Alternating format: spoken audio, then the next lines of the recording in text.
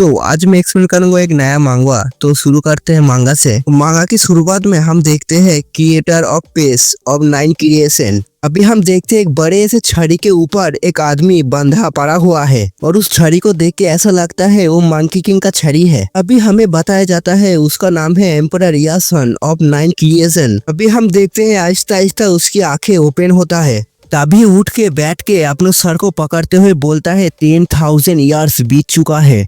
फिर अपने मुट्ठी को बंद करते हुए गुस्से में बोलता है नहीं छोड़ूंगा, किसी को भी नहीं छोड़ूंगा। 10,000 ईयर्स पहले मेरे एम्परर की पोजीशन को लेने के लिए मेरे ही सोल्जर ने मुझे बिट्रे कर दिया और मेरे सोल को ब्रोकन करके इस पिलर के ऊपर कैद कर दिया था। लेकिन अच्छी बात यही है वो लोग अभी नहीं जानते मैं अभी तक जिंदा हूँ, टाइगर अभी जिंदा है। फिर आगे गुस्से में अपनी आंखों को लाल करते हुए बोलता है thank you for then my soul is recover. मेरा सोल तो ठीक हो चुका है लेकिन मेरा पावर अभी तक रिकवर नहीं हुआ है। एक बार सिर्फ मैं अपनी पावर को रिकवर कर लूं फिर मैं दिखा दूं मैं क्या चीज हूँ। किसी को नहीं छोड़ूंगा, सबको चुन चुन के मारूंगा मैं, क्योंकि अपुनिच है भगवान, हम है 9 क्रिएशन। फिर उस जगह से उठते हुए बोलता है मुझे ये सब करने के लिए मुझे यहाँ से निकलना पड़ेगा। फिर आगे बोलता है pace of 9 creator decipher, pace of 9 creation, मेरे सामने से हट जाओ, इतना ही कहना था। फिर अगले सीन में हम देखते हैं वो सीधा उस पेस से बाहर आ चुका है। मुझे लगता है वो अलग ही डायमेंशन में कैद होगा। फिर बाहर निकलने के बाद बोलता है मैं फाइनली बाहर आ चुका हूँ, 10,000 ईयर्स बीत चुका है।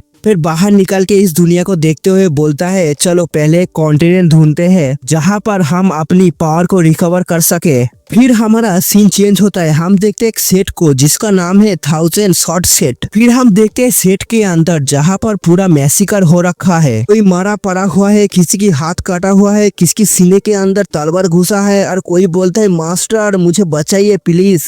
तभी उस लाशों के ऊपर से एक आदमी आते हुए बोलता है हाँ ये तो एक ट्रैप था बस और तुम इस ट्रैप में फंस गए। जो सुन के सामने वाला एक आदमी बोलता है हम लोग तुम लोगों को कभी भी ऑफेंड नहीं किया है, फिर भी हमारे सेट को तुम बर्बाद करना चाहते हो। और ये बात कहने वाला और कोई नहीं इस सेट का सेट मास्टर है और बाजू में जो लाल बालों वाला लड़का है ये उसका बेटा है। फिर सेट मास्टर आगे चिल्लाते हुए बोलता है पर क्यों, तुमने ऐसा क्यों किया सर ब्लड ब्लेड। फिर आगे हम देखते हैं एक बुढ़ा और उसका ही नाम है सर ब्लड ब्लेड। क्या नाम है बेंचोद। जो सुन के ब्लड ब्लेड आगे बोलता है सेट मास्टर लिंगलियन, मैंने तो आपको पहले ही कहा था हमारे साथ फ्रेंडशिप कर लीजिए, हमारे अंडर में आ जाइए, लेकिन आप ठहरे जिद्दी आदमी, आप तो हमारे साथ जुड़ना ही नहीं चाहते। फिर वो ब्लड ब्लेड आगे इविल स्माइल देके बोलता है हमारा सपना है कि 10 बड़े सेटों को एक साथ मिलाकर एक ही सेट बनाए और जो भी हमारे सामने रुकावट होने की कोशिश करेगा उसे हम तुम्हारी तरह डिस्ट्रॉय कर देंगे।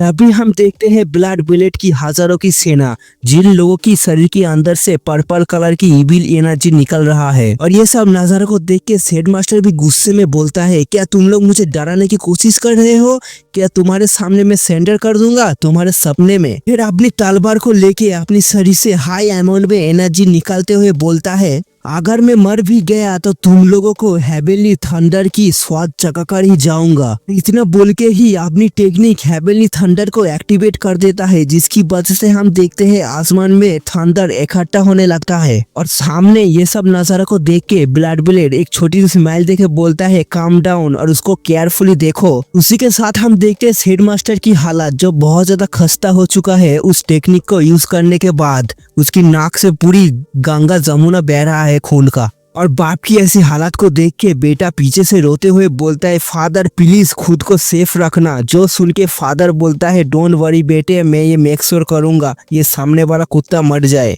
और हम देखते हैं वो टेक्निक इतना ज्यादा पावरफुल था कि हेड मास्टर की आंखों में आंसू की जगह खून निकलने लगता है। इतना सब होने के बाद भी हेड मास्टर हार नहीं मानता, वो जैसे तैसे उस टेक्निक को कंट्रोल करके ब्लड ब्लेड के ऊपर ही उस अटैक को फेंक देता है। उस टेक्निक की पावर को देख के ब्लड ब्लेड की भी फटके चौसठ हो जाता है। वो मन ही मन सोचता है क्या सच में ये तो हेवनली थंडर ही है, लेकिन ये मास्टर कैसे कर सकता है इसको। अभी हम देखते हैं वो अटैक ब्लड ब्लेड के ऊपर पड़ने से पहले ही शेड मास्टर खून की उल्टी करने लगते हैं। खून की उल्टी करते हुए सीधा अपने शॉट को लेके जमीन पे पड़ता है धड़ाम। तो बेटा चिल्लाते हुए अपनी फादर को पकड़ने के आ रहा है और बोलता है फादर। इस तरफ हम देखते हैं ब्लड ब्लेड को जो पसीने में पूरा तरीके से भीग चुका है। वो भी मनी मन सोचता है हेल, मैं तो सच में डर ही गया था, मुझे तो लगा था आज मैं हेल ही चला जाऊंगा। एक शेड मास्टर को ऐसे पड़ा हुआ देख के ताना मारते हुए बोलता है शेड मास्टर तुम तो फेल हो चुके हो, अभी नेक्स्ट। फिर अपनी तलवार को जीभ से चाटते हुए बोलता है मैं तुम्हें अभी जाके मार दूंगा। नहीं सच बोलूं तो ये पिक्चर अच्छा बनाया है, डरावना सा। जो बात सुन के हम देखते इस तरह बाप बेटा दोनों ही डर के मारे थर-थर कांपने लगता है। फिर शेड मास्टर आगे बोलता है बेटा लगता है हमारा सेट अभी बर्बाद होने वाला है आज। तभी हम देखते हैं आसमान से एक थंडर गिरने लगता है जिसको देख के पब्लिक चिल्लाते हुए बोलता है हेल ये क्या हो रहा है, अभी थंडर क्यों आ रहा है। बड़ा सा थंडर सीधा आने लगता है ब्लड ब्लेड के ऊपर ही। फिर क्या था, ब्लड ब्लेड के ऊपर ही पड़ता है धड़ाम करके। जोर का झटका जोर से ही लगा है उसको। हम देखते हैं उस थंडर की वजह से एक बड़ा सा गड्ढा भी हो चुका है जिसको देख के क्राउड में भी लोग बोलने लगते हैं सर क्या आप ठीक है, आप कहाँ है सर, आप जिंदा है ना। हम देखते हैं उस थंडर के अंदर से और कोई नहीं हमारा हीरो एम्परर ये निकलता है। नीचे हम देखते हैं ब्लड ब्लेड पड़ा हुआ है लाशों की तरह, लेकिन वो अभी मरा नहीं है। हमारा एम्परर अपने ही स्वैग में बोलता है ये क्रैश लैंडिंग नॉट बैड, बुरा नहीं था,